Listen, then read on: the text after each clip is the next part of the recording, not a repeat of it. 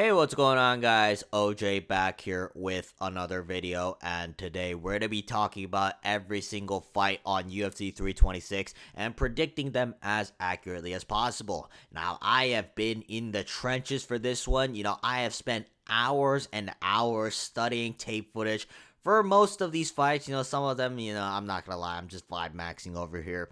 But regardless, though, if I don't get at least 10 of these right for this upcoming card, that's actually a disgrace to me. Honestly, I might not even make another prediction video for a couple of weeks because, yeah, I don't even know what I'm watching if I don't get at least 10 of these right. But regardless, though, I'm going to try to predict these as accurately as possible. So without wasting any more time, let's jump right into the video. Alright, so first off, we're going to start off with Luke Fernandez versus Rodolfo Bellato. I'm not going to lie, I did not do that much tape study for Luke Fernandez and Rodolfo Bellato, but because it's Rodolfo Bellato, I'm going to go with Luke Fernandez to win this fight. Now, I don't even remember watching Luke Fernandez fight on the Dana White's Contender Series, but he's 6-0, he's undefeated, he's got multiple knockouts throughout his professional career, and Rodolfo Bellato, I struggle to comprehend as to whether or not he belongs in the UFC.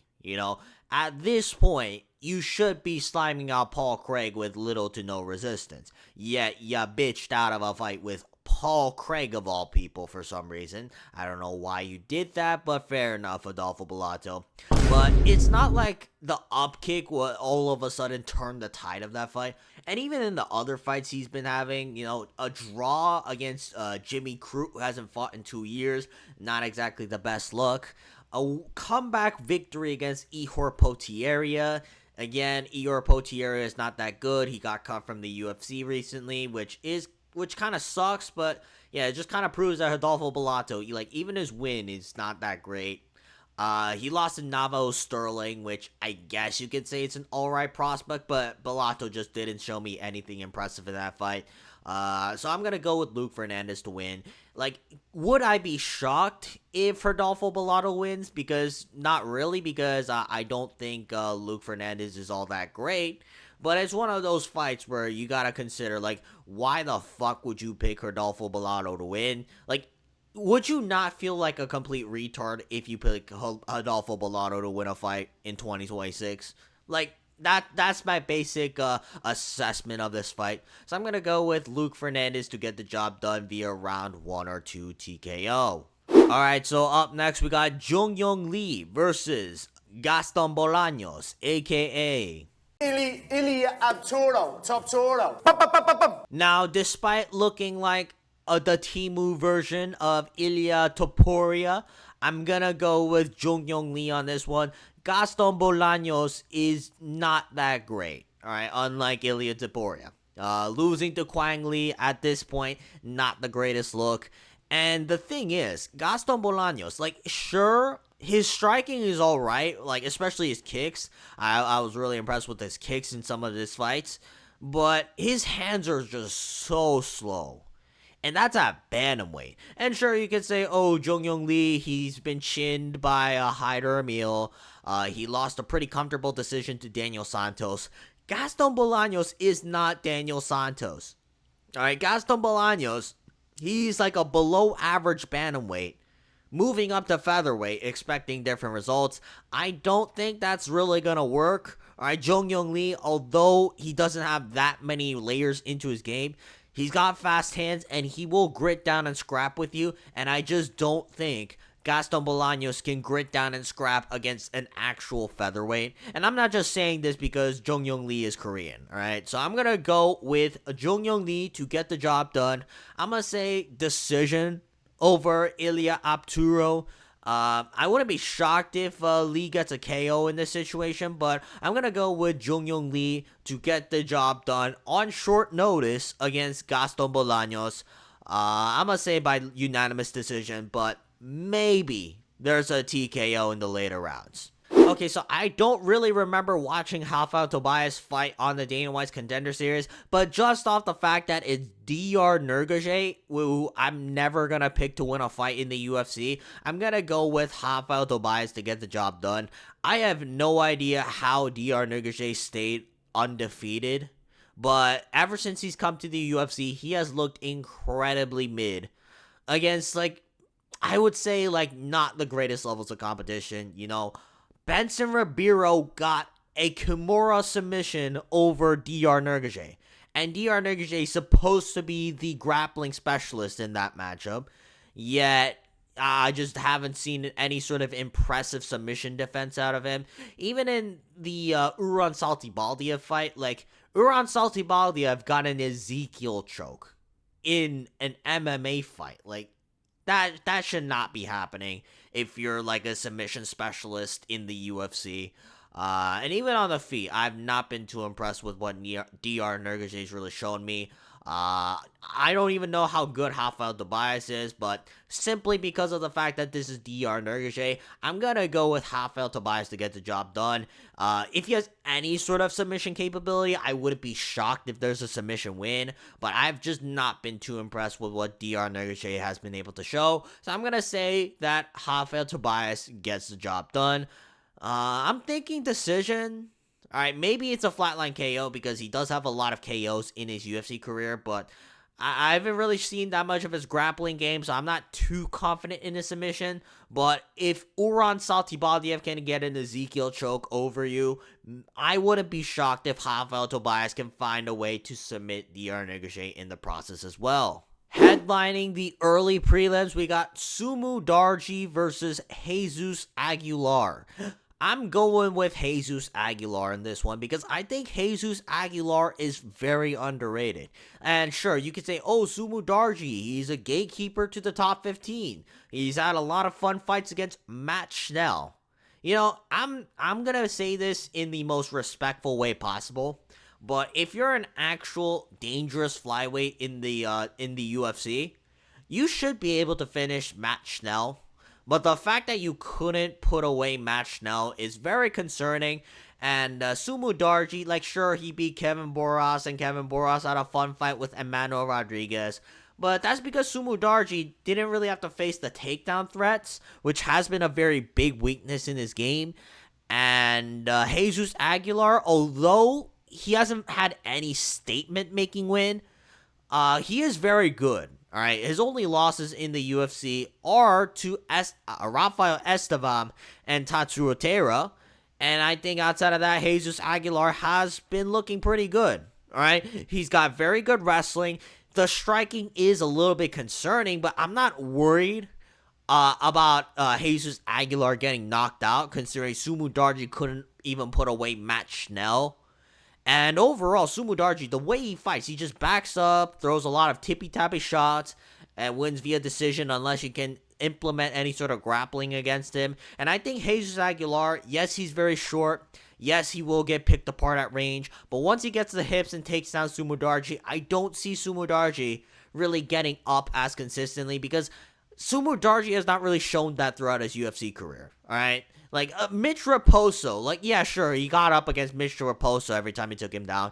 Mitch Raposo is awful, alright? So I'm going to go with Jesus Agular to get the job done. I'm going to say 30-27 decision where he just control grapples and maybe throw some few ground and pound shots, go for a couple of submission attempts. But I'm expecting a pretty dominant decision at least from Jesus Agular because Jesus Agular, his ground game's really good. Alright, and just because you're losing to Tatsuro Taira and Rafael Estevam doesn't mean that your grappling is overall trash. It just means that you're not the best of the best, but I don't think you need to be the best of the best in the grappling department in order to beat Sumudaerji, who has shown a lot of weaknesses in the grappling. Moving on, we got Cody Durden versus Nyamjargal Tumendemberal. Try saying that name 3 times quickly. But yeah, I'm going to go with Cody Durden on this one. Now, would I regret my pick if Cody Durden gets slammed out in the second round after throwing the fight? Yes, because that's typically what a Cody Durden does, alright? Cody Durden does very well in the first round, and then he gets caught, and then he gets finished, alright? That's typically how Cody Durden fights. But the thing is, Cody Durden's getting finished against really good competition, like Alan Nascimento. Joshua Van. I know that Joshua Van didn't finish him, but still, Joshua Van's pretty good. Tagir Ulanbekov. Like, these guys are solid flyweights, and I don't think I can call Nyamjargal Tumendemberal a solid flyweight. Like, this guy lost to Carlos Hernandez in his debut. Right, and I don't think Carlos Hernandez is UFC caliber, especially considering the fact that he got cut from the UFC after he lost to Hyun-Sung Park. Nyamjargal Tumendemberal is a submission specialist, and he got out-grappled by Carlos Hernandez. Like, it just doesn't look good for me, in my opinion. And sure, you can say, oh, Cody Durden's very chinny, and he can get caught in a lot of submissions. That's against guys who actually know what they're doing in the UFC. And I don't think Nyamjargal Tumendemberal, like, fully understands what he's doing in the UFC. Right? Cody Durden, I'm going to say that he wins this fight. It's going to be kind of a masterclass in a way, like where Cody Durden just showcases a lot of his skills. I'm going to be very concerned in the third round because that's when Cody Durden loves to throw fights. But I don't think that Nyamjargal Tumendemberal has the capabilities of surviving past the third round against someone as experienced as Cody Durden. So I'm going to go with Cody Durden to win this fight. I'm going to say second round submission, maybe even the TKO, but I just don't see Nyamjargal Tumendemberal really threatening Cody Durden with anything. Moving on, we got Ricky Turcios versus Alberto Montes, another copy of Ilia Abduro Top Duro. I'm gonna go with Ilia Abduro here because I just don't want to pick Ricky Turcios. All right, I don't think that's a controversial statement. Ricky Turcios is not that good. All right, it sucks because at one point I did root for Ricky Turcios. Like, I thought he was a fun personality, but he has not shown me anything exceptional throughout most of his UFC career. And at this point, Ricky Turcios, like, does he even belong in the UFC? Like, he has not won a fight in over 3 years, and even the fights that he's won, like, they were arguable robberies. All right, I think the Brady Highstand one could have gone to a Highstand instead of Ricky Turcios. So I just don't think that Ricky Turcios really belongs in the UFC. Alberto Montes is making his debut, but based off what I've seen in the Dana White's Contender Series, he's a very good submission artist. Ricky Turcios, he's just very scrappy, but it's not like he's threatening you with anything exceptional on the feet. And on the ground, he's mainly a defense guy. So I can see Alberto Montes just running a grappling clinic against him. But either way, Alberto Montes should win this fight. I must say at least by 29-28 decision. Maybe he gets a submission like a Darce choke because Montes does have very good Darce chokes and Anaconda chokes. But either way, though, I'm going to expect Alberto Montes to just run a grappling clinic against Ricky Turcios and win at least 2 rounds of this fight. Moving on, we got Donte Johnson versus Cody Brundage. Why is Cody Brundage making a 1-month turnaround against Donte Johnson? I have no idea, but I'm going to go with Donte Johnson to win this fight pretty brutally. All right, Cody Brundage, maybe he does fine. He looked great against Cam Ralston in the first round, but there's going to come a point in this fight where Brundage gets caught with something and he's going to wilt and Donte Johnson's going to be all over him, and it's going to be very sad because Cody Brundage is going to get finished once more. So I'm going to say that Donte Johnson, I wouldn't be shocked if he gets a submission. He has been able to submit Cedricus Dumas. Do I rate Cedricus Dumas necessarily? But no, but Dumas has been able to show UFC capabilities at least. I'm going to say Donte Johnson does finish Cody Brundage, though. I'm going to say by the second round, maybe Brundage does well when the fight starts, pumping his jab out, landing a couple of shots on Donte Johnson. But as the fight progresses, it only takes one good shot from Donte Johnson to really clip Cody Brundage. And I just don't trust Cody Brundage to really close this out unless he flukes KO in the first round. So I'm going to go with Donte Johnson to win this fight. I'm going to say round 2 submission or KO. Like, I know that doesn't sound very convincing. I'm going to say KO, though. I do think that if Donte Johnson can drop Cody Brundage once, that's going to be the end of the fight, and Donte Johnson is probably going to brutally finish Cody Brundage within the second round. When I first saw this fight getting booked, I was kind of worried about Cody Garbrandt because Cody Garbrandt has not looked great throughout most of his fights. But I started thinking to myself, hang on here, what has Xiao Long really done to earn a fight with Cody Garbrandt? Alright, he is 1-2 in the UFC. Alright, fair enough. He lost to Chang O Lee and Su Young Yu. I wouldn't say those are necessarily bad losses. His only win in the UFC, however, is against Quang Lee. And I don't think Quang Lee is the best, which is why I said that Jeong Young Lee is going to beat Gaston Bolanos. I just don't see anything impressive out of Xiao Long. Like, sure, he's very scrappy. I'll give you that.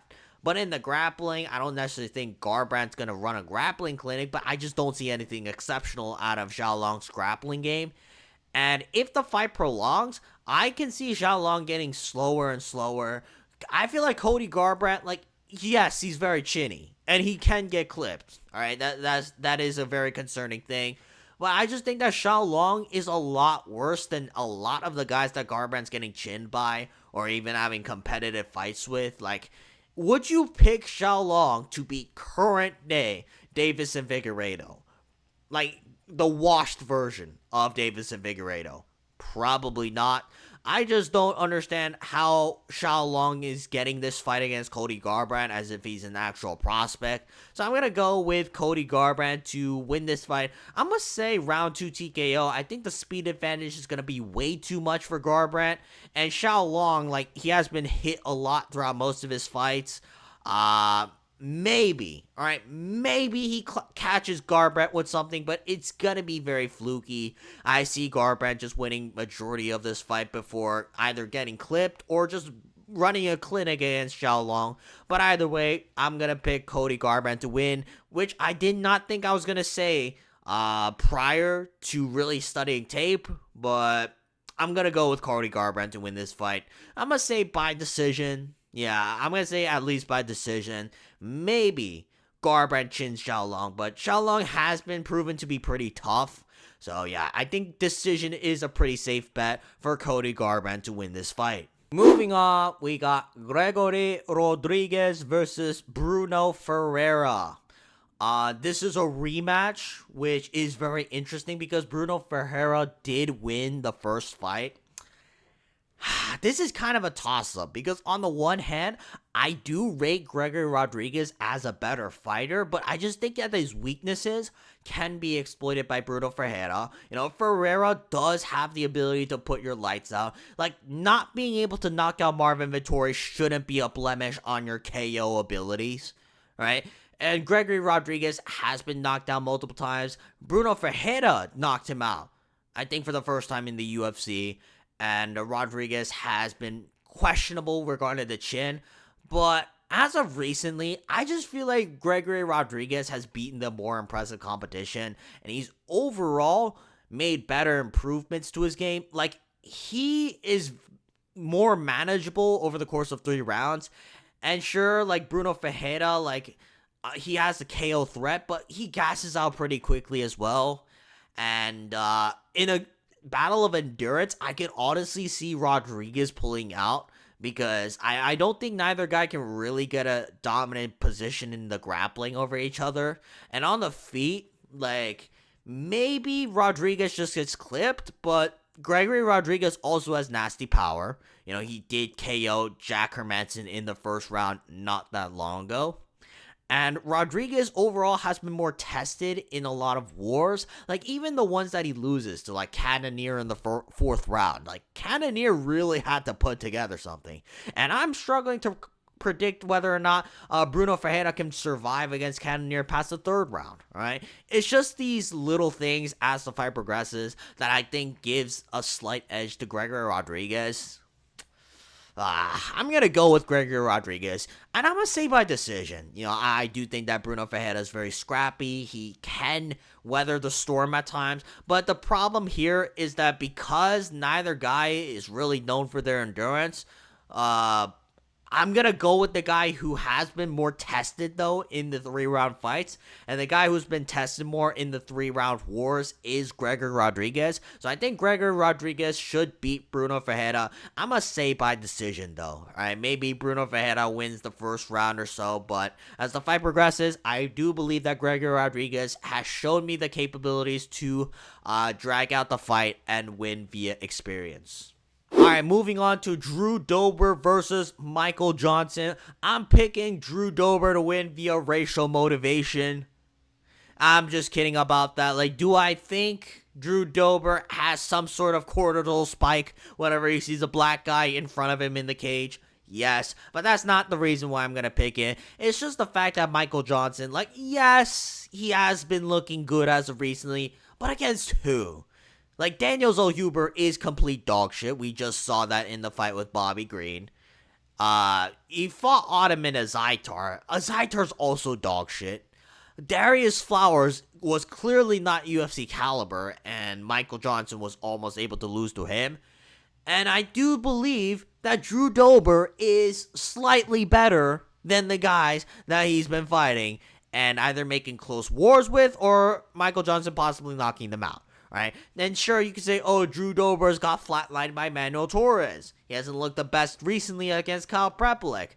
But I do believe that Drew Dober, he's not just going to get flatlined by Michael Johnson, where he gets caught. Right? Michael Johnson, he's very fast. He's very twitchy, but I just don't believe that Michael Johnson has the ability to drop Drew Dober consistently.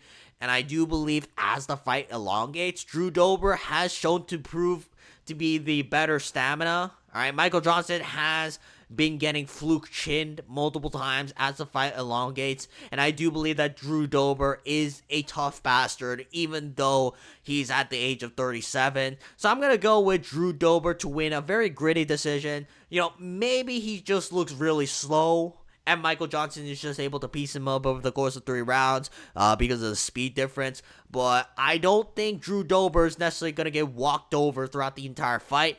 And it's only going to be a matter of time before Drew Dober's racial motivation kicks in. And I'm going to pick Drew Dober to beat Michael Johnson via round 3 TKO. Moving on to Rob Font versus Raul Rosas Jr.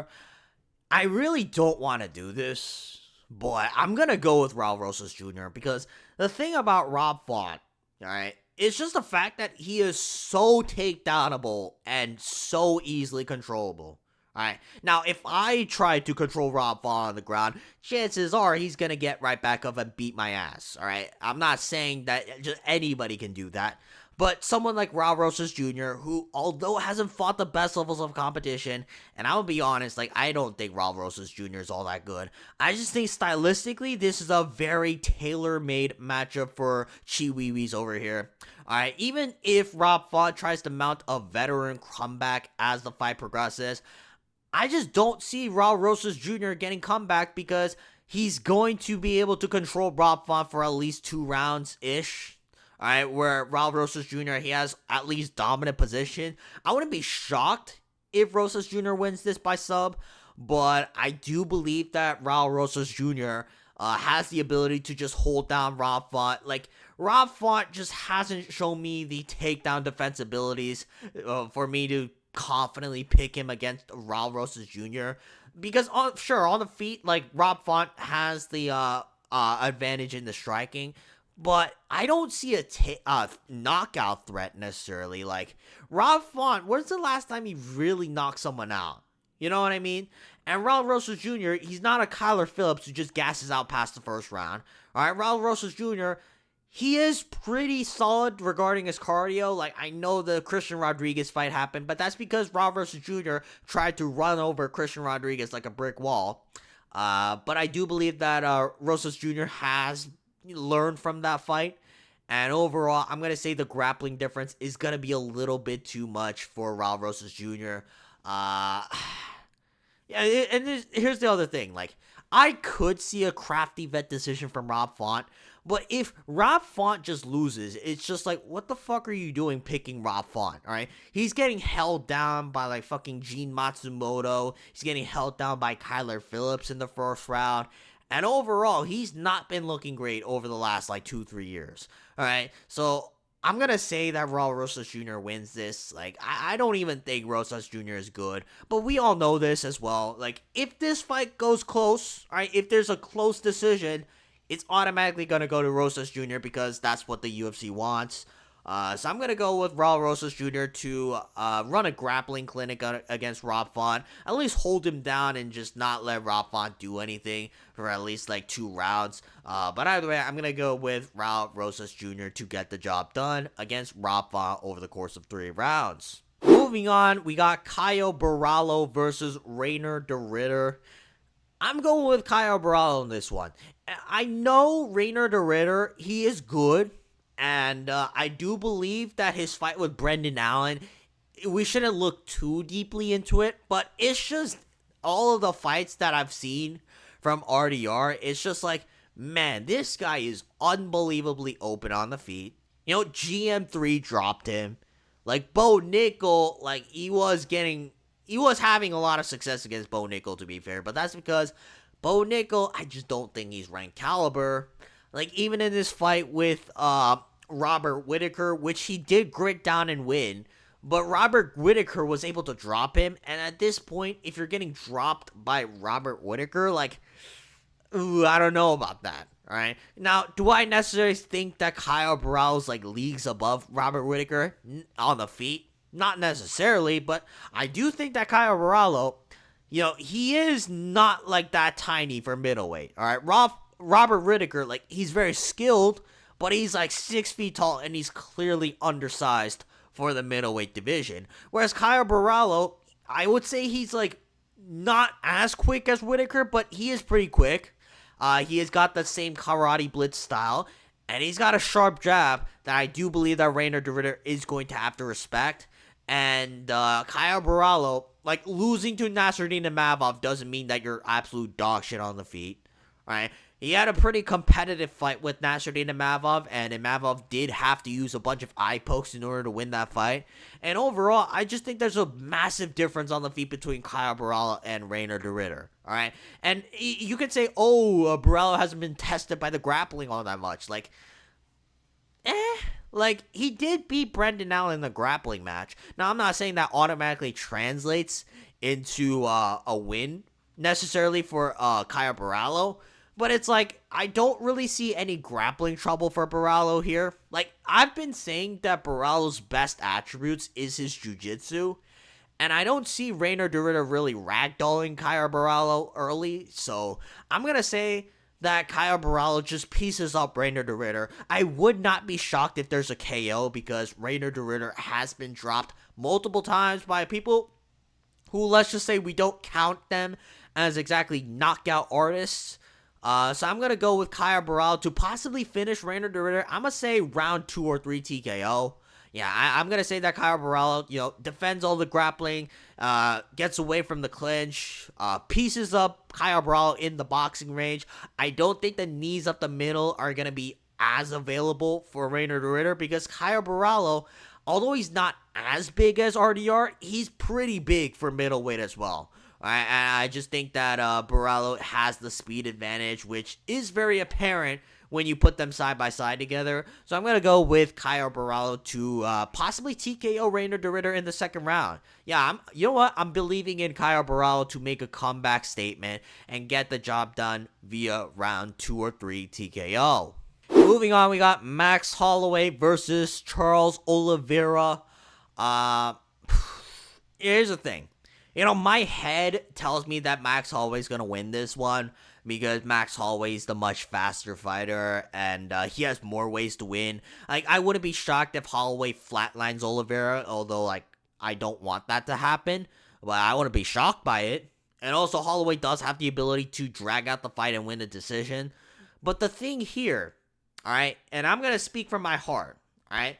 I'm going to say that Charles Oliveira is going to sub Max Holloway, alright? The thing here is that I've never seen Max Holloway really go up against an elite level grappler. You want to say Brian Ortega, right? Brian Ortega of all people, no. Brian Ortega is not an elite level grappler, right? Charles Oliveira, he's very open on the feet. I will admit that. He is very open. And on the longer the fight stands on the feet, I'm going to be more concerned for him. But once the fight hits the ground, because Charles Oliveira does have the ability to get either a clinch takedown or just up against the fence. Like, Charles Oliveira, he's not just like a pure jiu-jitsu guy. Like, he can wrestle. I know he got out-wrestled by Makhachev and Arman Tsarukyan, but like those are the two best wrestlers in the division. Like, what do you want? Right? I believe that Charles Oliveira has the ability to take this fight to the ground, and Max Holloway is really going to be tested over the course of 5 rounds in the jiu-jitsu department, because I don't think Max Holloway's really fought someone who's as slick as Charles Oliveira on the ground. All right? Charles Oliveira, like, there's a reason why he has the most submissions in the UFC. All right? And I do believe that at some point Oliveira will be able to get Max Holloway into the clinch or up against the cage. Like, here's the thing as well. This is not Ilia Topuria cutting through Charles Oliveira's guard like butter. All right? Charles Oliveira, I believe that he has arguably the best guard game in the UFC. And I've just not really seen Max Holloway implement any sort of high-level jiu-jitsu in his recent fights. Maybe outside of the TKZ one where he almost got a twister. But realistically, outside of that, Max Holloway, like, I just don't know how good his grappling is, whereas I know how good Charles Oliveira is. Now, on the feet, like, yes, like, there are a lot of concerns, but I don't see a flat line in the early parts of the fight, which is always the most concerning part for Charles Oliveira, because that's when Charles Oliveira gets dropped the most, right? I'm going to say that Charles Oliveira, as the fight progresses, I'm going to say round 3 submission. All right, round 3 submission for Charles Oliveira, where he takes the back, sinks in the rear naked choke. Maybe he just ragdolls Max Holloway, you know, just like what he did to Garbrandt. And Garbrandt is a very good wrestler. So I'm going to say that Charles Oliveira takes Max Holloway down to the ground eventually. Like, early on, I'm going to be worried for him because he is going to get picked apart on the feet. But as the fight elongates, round 3, that's when I'm going to say that Charles Oliveira gets the submission win. Am I saying this out of bias?